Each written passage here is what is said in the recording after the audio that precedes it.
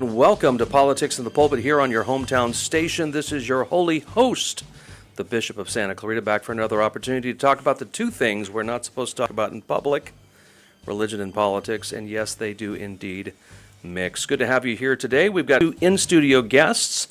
We'll talk to them in just a minute, but I will just mention that Oscar Martinez, who's running for LA County Sheriff, is to my right today, and of course, not just symbolically to my right, but politically to my right in many ways.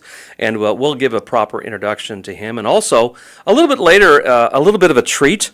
A lady that attends our congregation as well as a political activist of sorts within our community is with New California State. Now, you might remember Old California, but do you remember New California? And she's going to come in and talk a little bit about what New California State is all about towards the end of our program a little bit later. So looking forward to seeing and hearing from Diane Zimmerman in just a bit. Well, the big breaking news right before we get to candidate for Los Angeles County Sheriff, Oscar Martinez, is that Kamala Harris has opted out of running for governor of California. Many of you can applaud right there. Some of you can maybe groan because you maybe think that she might have turned out the vote in the Republican side more than maybe another Democrat would. But Steve Hilton, who is running for governor as a Republican here in California, has put out a statement. He was just on Fox a little bit ago, and here's what Steve Hilton said about Kamala not running. And I think this is great news for California, because we can now be certain that someone who is so completely useless in pretty much every job she's had, including running for president, will be nowhere near anything that can make a difference to the lives of Californians. Well, Steve Hilton obviously has an opinion, and it sounds even better that he has a British accent. But let's turn to someone now, more on the local level, who does not have a British accent. He does have an accent, but it's not British. And that is Oscar Martinez, who is running for Los Angeles County Sheriff. Oscar, this is not your first time. This is your second time with us here on Politics in the Pulpit. Welcome to our show. Well, thank you. Thank you so much, Pastor. Appreciate it, and thank you for the invitation. So obviously, when you were last with us, it was basically you and Robert Luna. Correct. And I know that there's another gentleman that just popped in as, not Alex, but there's another guy named Michael Borman. Michael Borman, who, I'll just be honest with you, I'll say this right now live on there, I don't know who he is. So therefore, he hasn't got a chance at all. But I do know you, and all I can say is Alex Villanueva, I think, is going to be a spoiler in this race. And I think also there's a lot of narcissism and pride in this. Now, that's not to say that I don't think Alex would be a better sheriff than Robert Luna. Correct. But I think it's more important now that we have a principled individual that is running that is a clean slate, that may potentially have a better relationship with our supervisors and city council. What say you, Oscar Martinez? I agree 100%. And people need to realize Alex lost the election 61% to 39%. That's not just a victory. That was a landslide. That was the people of Los Angeles County saying, we did not approve of your leadership. I wish he would have backed another candidate instead of actually running himself. Alex, both internally and externally, I think as a sheriff, he was not able to lead our department forward due to all the scandals, the lawsuits, the county lawsuits.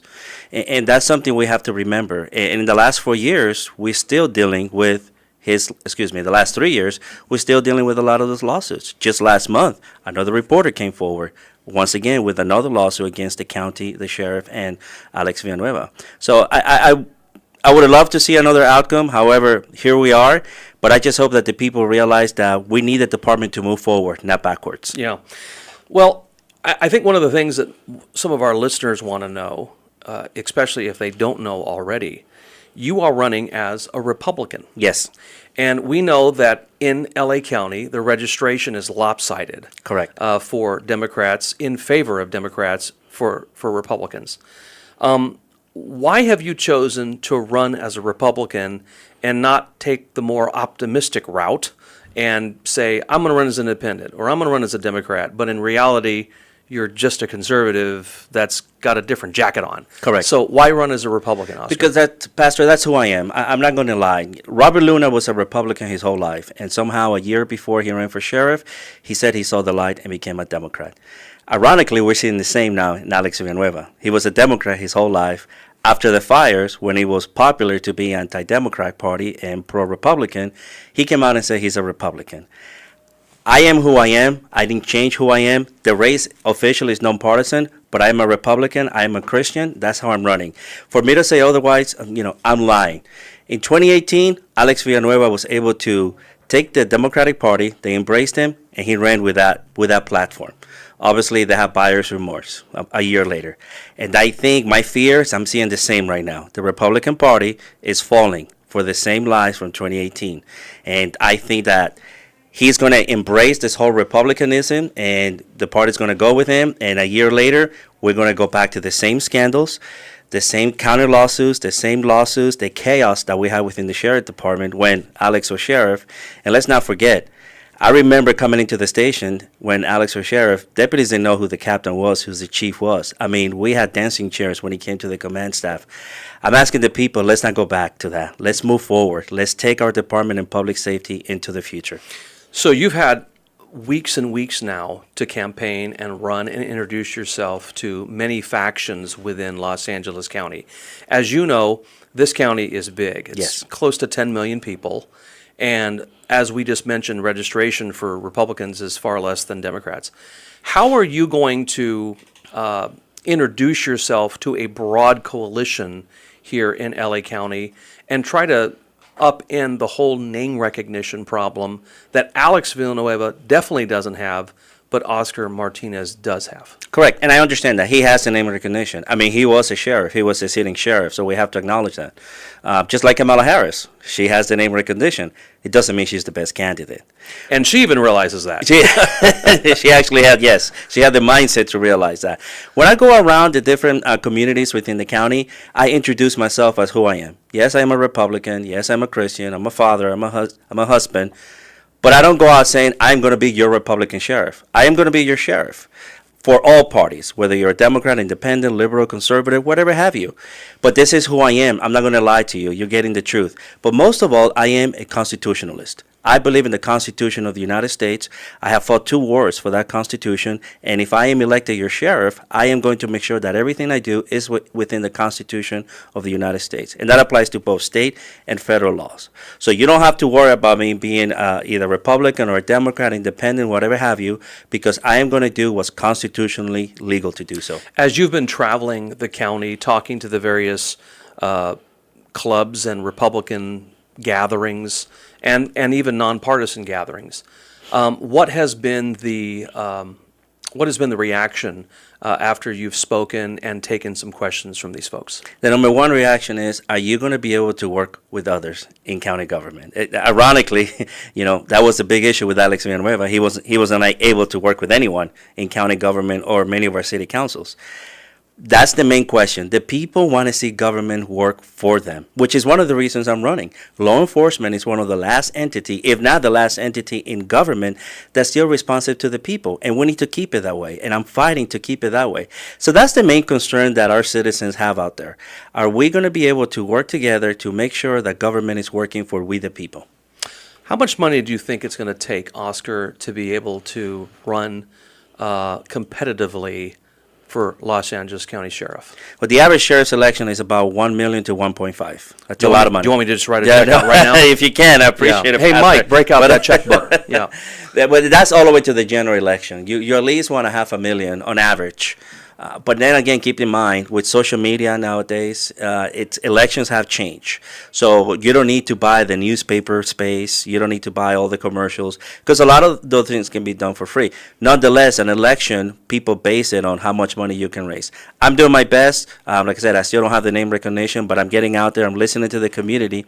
And at the end of the day, what matters for an election is who shows up. You can post all you want regarding a candidate, but are you going to show up and vote? That's the question. Yeah.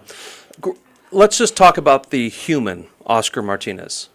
Obviously, you are a human. I hope so. Yeah, you are a human. Yes. You're not AI. You're not a robot. Correct. My and- wife reminds me of that every day. And that's great, and so does my wife. I think they probably... Yes. Anyway, was it a little bit of a gut punch when you heard Alex came into the race? I was disappointed. Yeah. I was disappointed. Again, internally and externally. Internally, and one thing I got to give Alex, he cares about the deputies. No one can take that away from him. He does care about the deputies, but the way he went about it.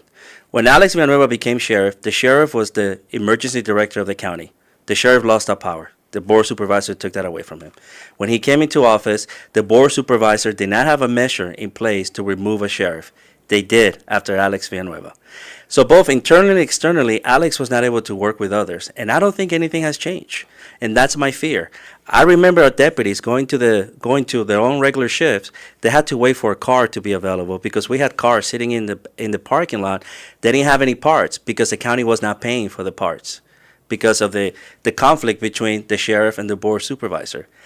I don't want to see that again. We need to move forward. We cannot go backwards. If we continue going backwards, our sheriff's department is going to be a shadow of what it once was. Just a little over a week ago, we lost 3 police officers. Yes.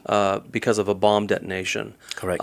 Your thoughts about that? It's sad. We haven't lost 3 deputies in a long time. 1857 was the last time, and back then that included a sheriff actually.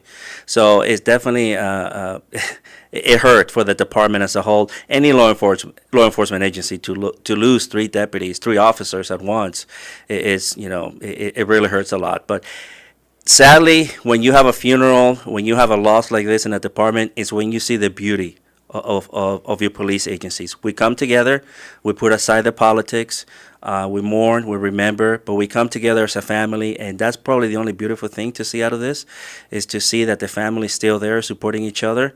I just hope whatever the investigation turns out, it's something that we learn, whatever happened, we learn from it, and that we can move forward from this horrible tragedy. Oscar Martinez is running for L.A. County Sheriff.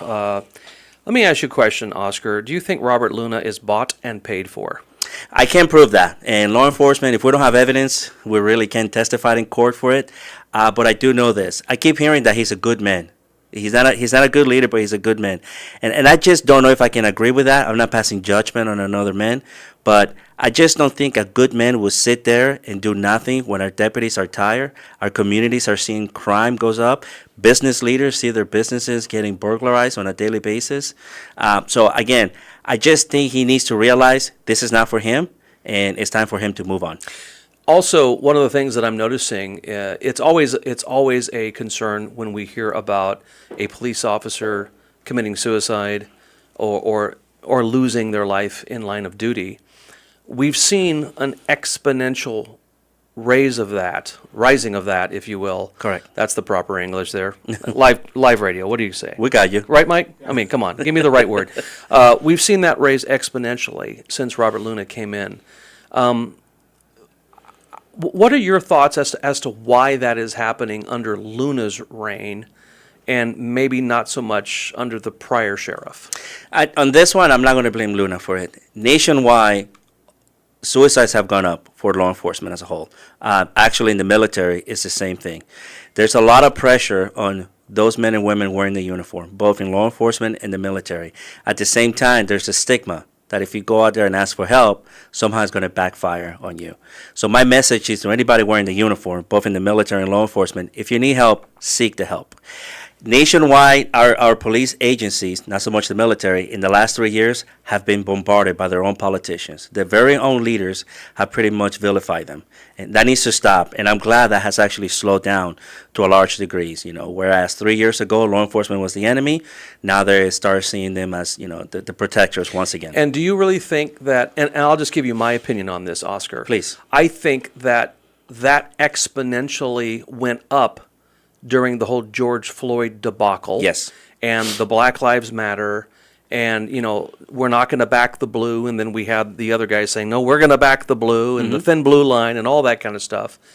I think a lot of the suicides and a lot of the people just saying, hey, I'm not going to run, I'm not going to be a police officer, I'm quitting, I'm taking early retirement, what have you, because of the politics surrounding both Black Lives Matter and the whole George Floyd controversy. What say you, Oscar? I agree 100%. And to add to that, within the sheriff's department, at least, again, with Alex Villanueva and previous sheriffs, at least we had that support. The leadership was supporting the line staff. We don't have that today. I mean, again, you have a sheriff, look at Deputy Trevor Kirk once again. You have a sheriff who does the opposite. He agrees with, you say he was bought and paid for. He agrees to whoever bought him, whoever paid for him. Pastor Cook says Robert Luna is bought and paid for. Go ahead. You know, whoever that was, he agrees with them and he takes our deputies and throws them under the bus.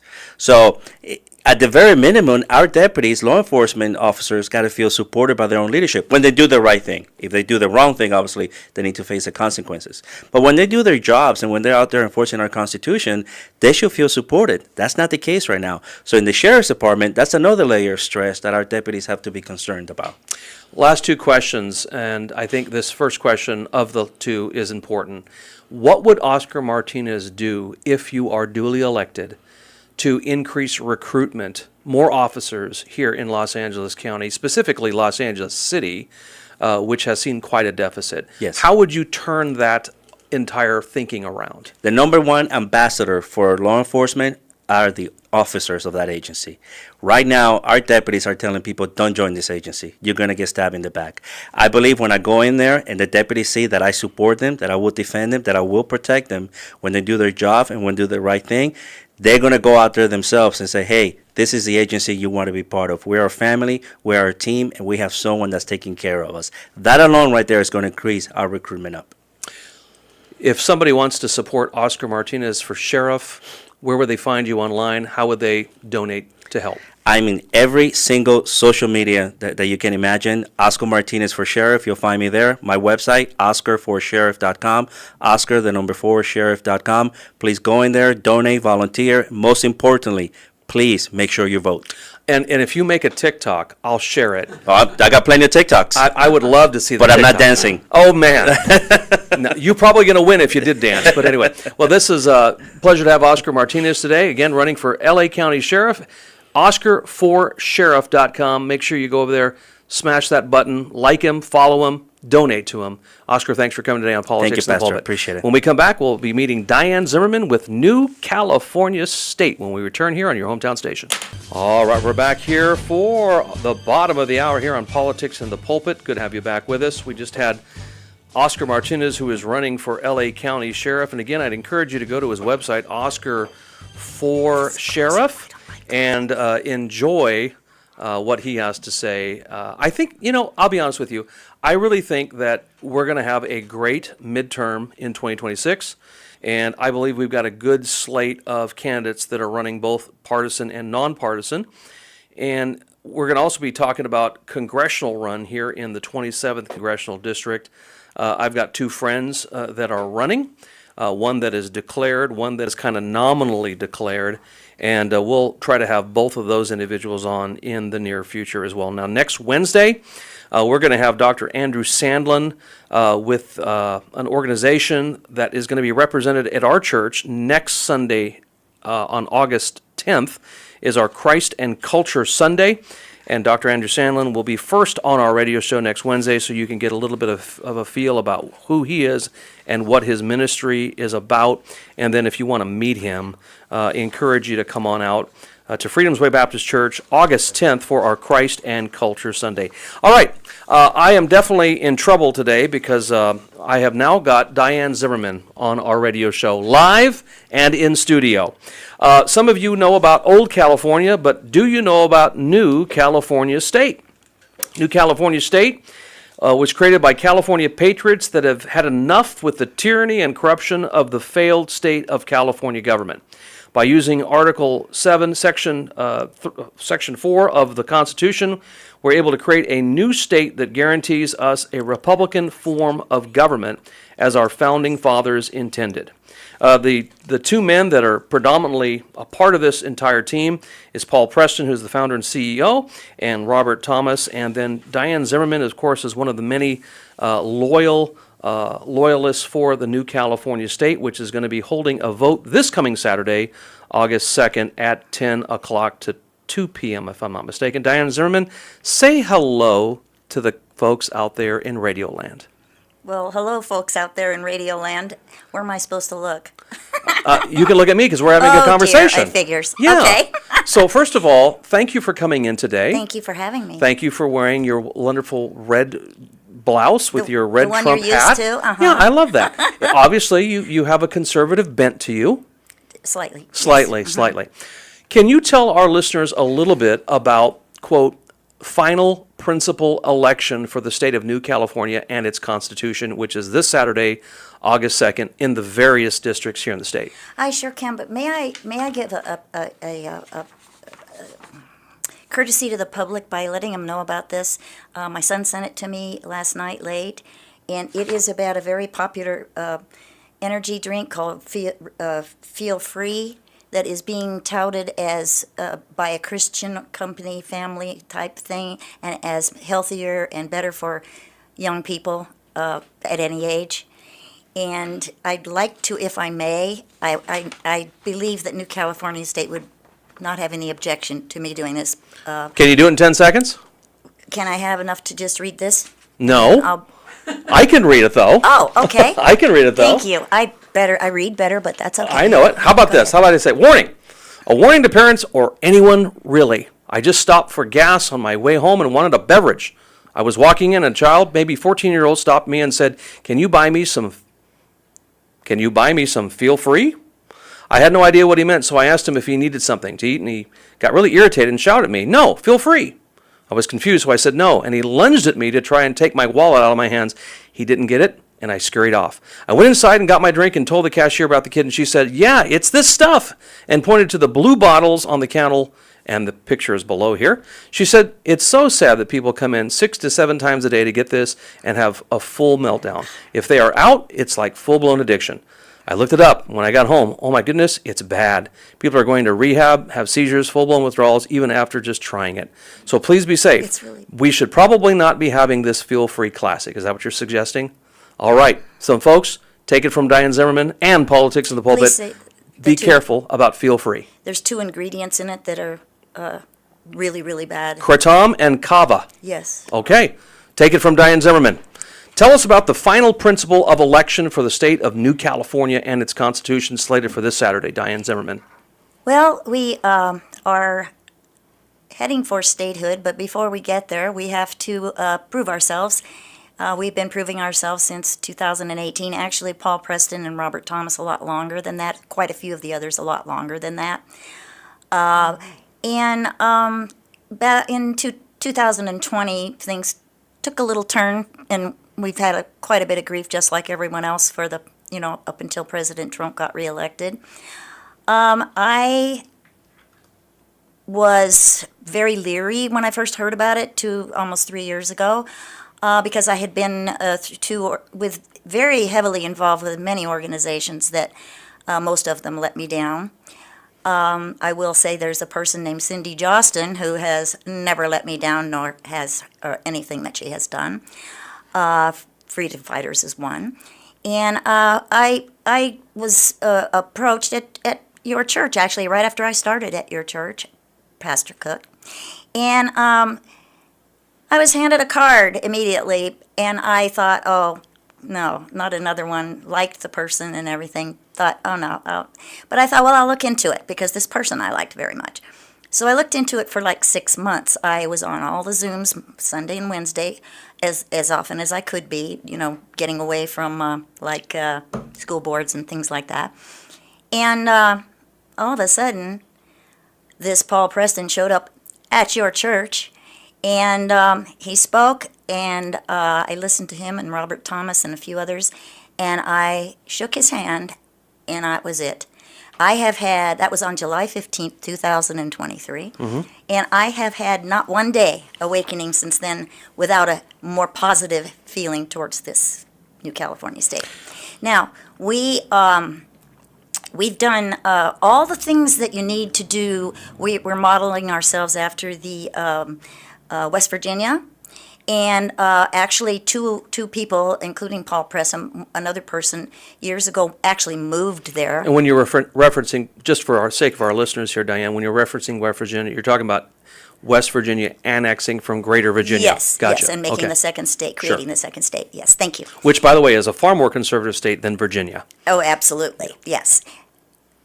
Well, then one of our members went there and actually lived there so that she could really get involved in how they did exactly what they did. And everything they did was right straight to the Constitution of the United States. They didn't waver away from it. Anything they did for the state did not go against the Constitution of the United States. So we're modeling ourselves, and that have been ever since the beginning. And it's just gotten more and more involved because, of course, time has changed since then. And there's more and more coming that's California related more than it is other states, and a lot of the stuff that's California related and all the other states are related. So we've done, I think, 95 grievances. These are all. That's kind of like These the are all- 95 Thesis that Martin Luther put on the castle door to Wittenberg. That's the Protestant Reformation. But anyway, go ahead. I know what that is. Okay. Thank you. I learned that from you, I believe. Yeah, At any rate, 95 grievances. We've done all kinds of ordinances. We did our 15th proclamation on the steps of the Capitol just a couple of months ago. In fact, I don't even think it's been 2 months. And we've done a lot of cease and desists over the ballots, over the election.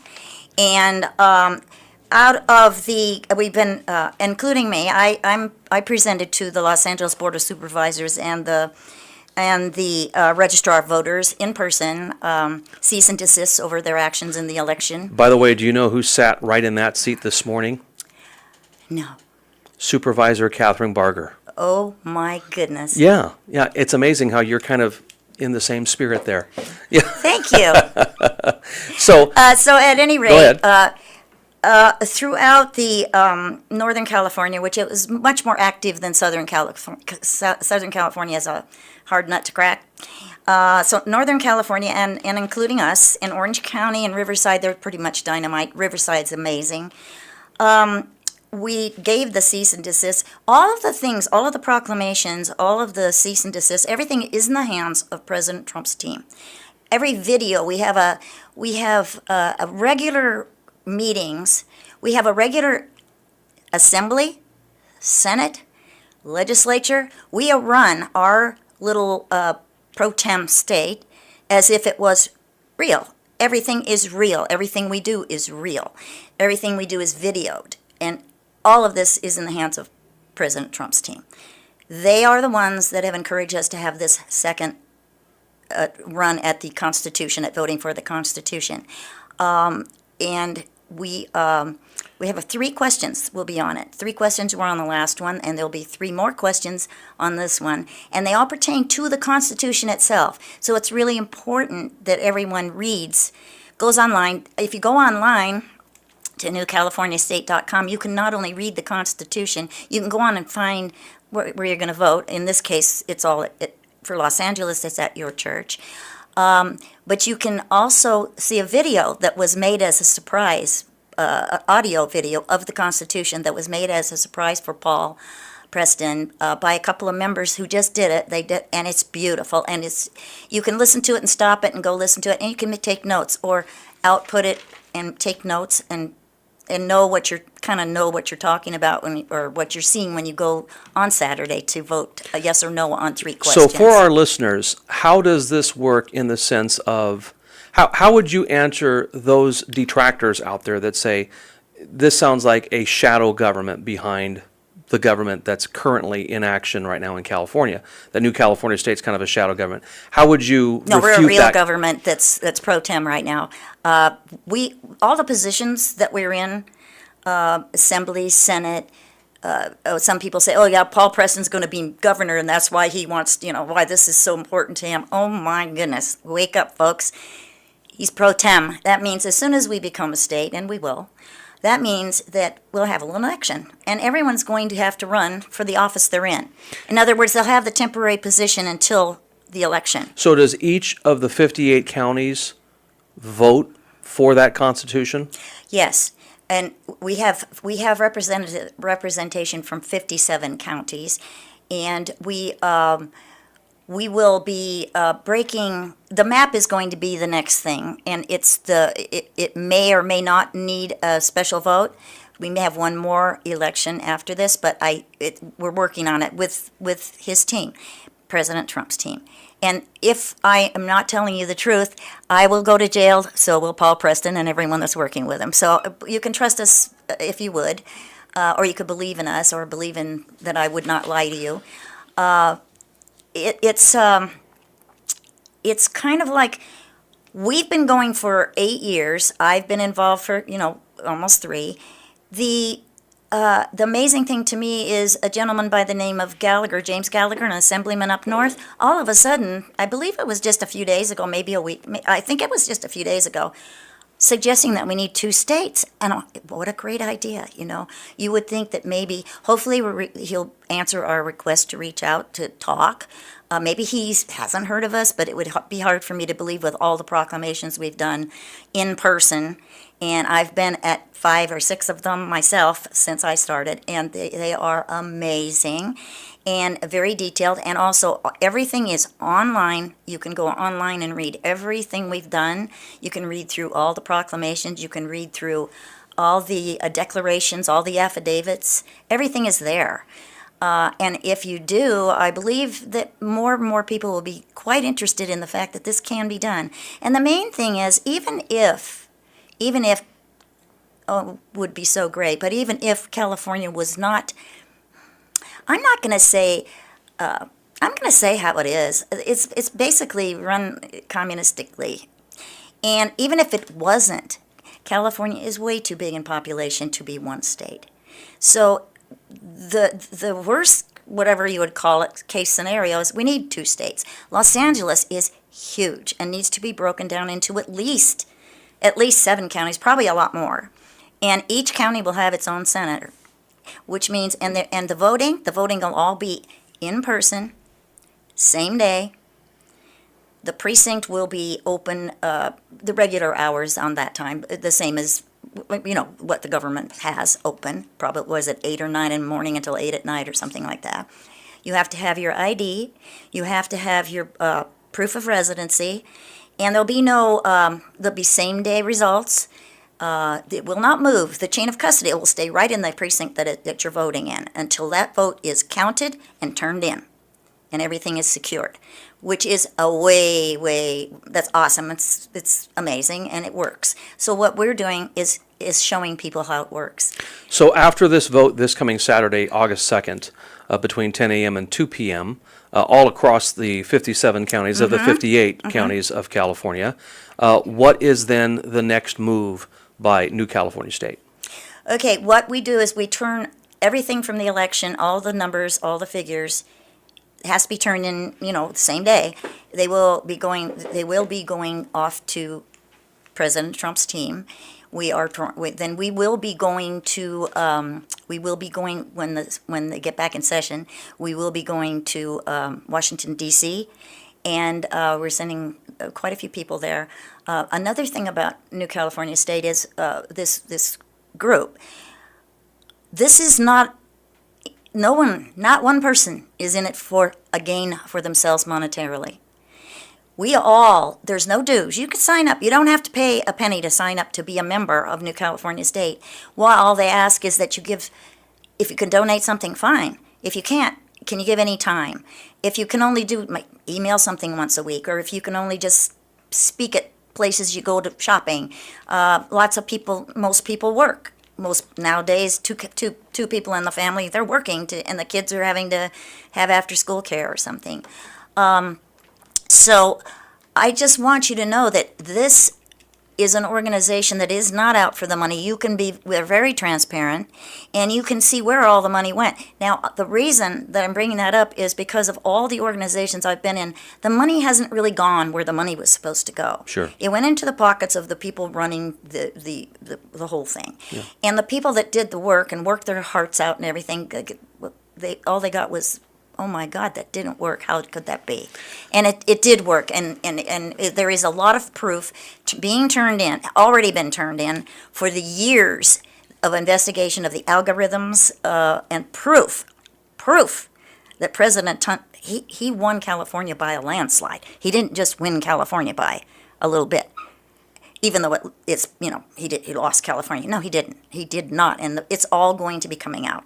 So. Well, Diane Zimmerman, we're coming to a hard break here, but I wanted to just say thank you for being a good evangelist for New California State. I encourage folks out there to check out newcaliforniastate.com, and they can sign up even before this coming Saturday, which is going to be the principal election for the state of New California and its Constitution. This Saturday, August 2nd, 10 a.m. to 2 p.m. You can go online, check out which precinct is for whichever county you're in. May I say one more thing? Sure. For this election, until we become a state, for this election, if you are outside the Los Angeles County and you want to vote, and Los Angeles is closer for you to go vote, like by an hour or something like that. Most of our voters last time came from well over an hour away. You can come as long as you bring proof, your ID and your proof of residency for the county that you actually live in. We will separate those out. So just so people know that. But that won't happen when the real elections come up as a state. Of course, that can't happen. Absolutely. Thank you, Diane Zimmerman, for coming on the show today. And of course, again, check out newcaliforniastate.com and check out to see what they're all about. Thank you for tuning in today at Politics in the Pulpit. When we come back, we're going to talk about the cult of environmentalism and how it's nothing but a religion when we come back on your hometown station. All right, we're back here for our final segment on Politics in the Pulpit. I want to talk a little bit about religion, but not biblical Christianity. I want to talk about a religion of environmentalism. Since President Trump has taken office, January of this year, he placed a new head of the Environmental Protection Agency, and that, of course, is Lee Zeldin, who almost won his bid for governor in New York against Kathy Hochul a few years back. But Lee Zeldin, of course, has been making some moves in the EPA. And by the way, for those of you who don't know, we would not have an EPA if it wasn't for a Republican. Richard Nixon, of course, was the guy who gave us the Environmental Protection Agency. And if you remember the 1970s out there, folks, you could barely see Los Angeles County because of the smog. All the movies and the TV shows were always making fun of that. But regardless of that, in the last several years, especially since the publication of An Inconvenient Truth by Al Gore, the whole environmental mafia has gone overboard, teaching our children that they might be the final generation before the earth finally gives up the ghost.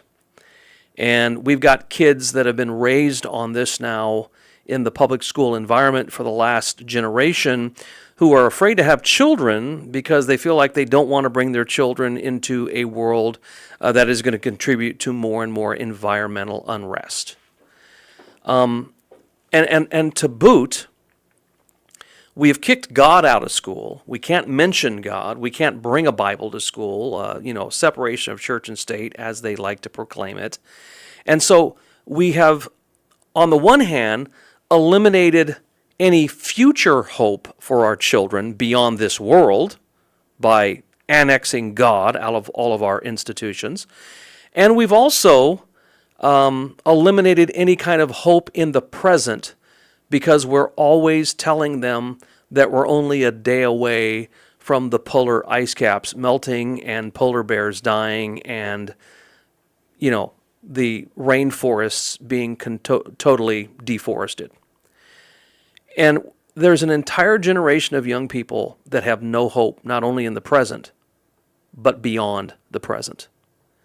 And no wonder these individuals have adopted ideologies and constructs that are so antithetical to the United States of America, to the Constitution, and frankly, to the biblical order that God put all of us in.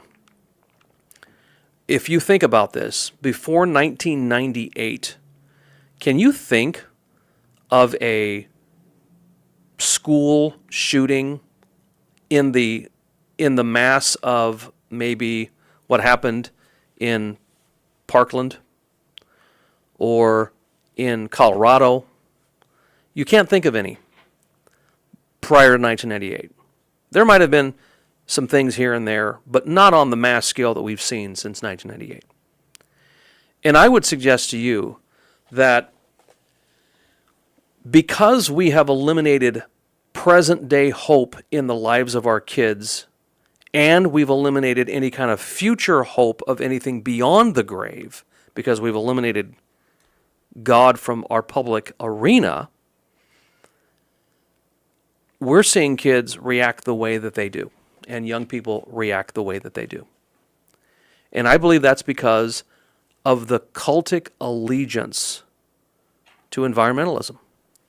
Now, many of you know that I am a hunter and I'm a fisherman, and I believe in what is called as conservationism.